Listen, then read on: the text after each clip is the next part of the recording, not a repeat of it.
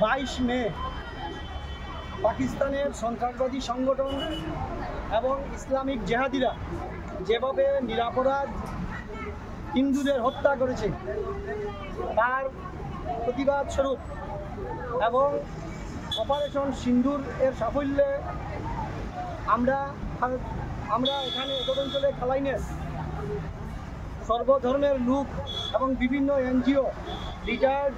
সরকারি আধিকারিক, army, navy সবাই মিলে আজ আমরা অপারেশন সিন্দুরের সাফল্যে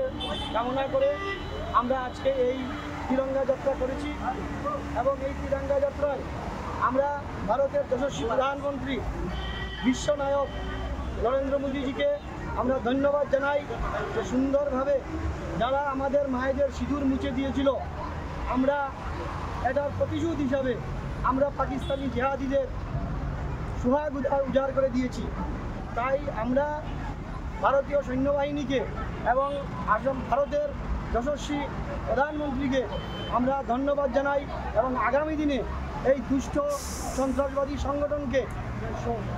সঠিকভাবে ওদের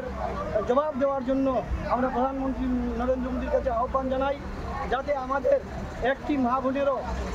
মা বোনেরও যাতে সিঁদুর মুছে না যায়, তার যাতে তীব্র প্রতিবাদ দিতে পারি এবং সম্পূর্ণ বিশ্ব যারা আমাদের বিরুদ্ধে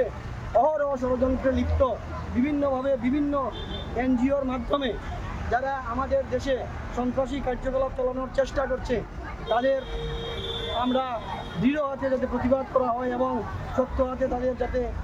বিনাশ করা হয়, সেই উদ্দেশ্য নিয়ে আজকে আমরা কালাইন অঞ্চলে, বৃহত্তর কালাইন অঞ্চলে তিরঙ্গা যাত্রার আয়োজন করেছি।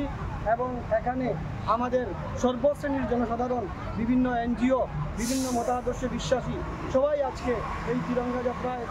যোগদান করেছেন। তাই আজকের এই সুন্দরভাবে আমাদের তিরঙ্গা যাত্রাকে সফল করার উদ্দেশ্যে আমি সবাইকে ধন্যবাদ জানাই এবং আগামী দিনে আমরা এক হয়ে ভারতবাসী হিসাবে গর্ব এবং এক হয়ে আমরা চলবো, আগামী দিনে যাতে দুষ্ট প্রতিহত করতে পারি। এই বলে আমি আমার আজকের যে তিরঙ্গা যাত্রার যাত্রা ছিল তা আমরা এখানেই সমাপ্তি ঘোষণা করলাম। ধন্যবাদ।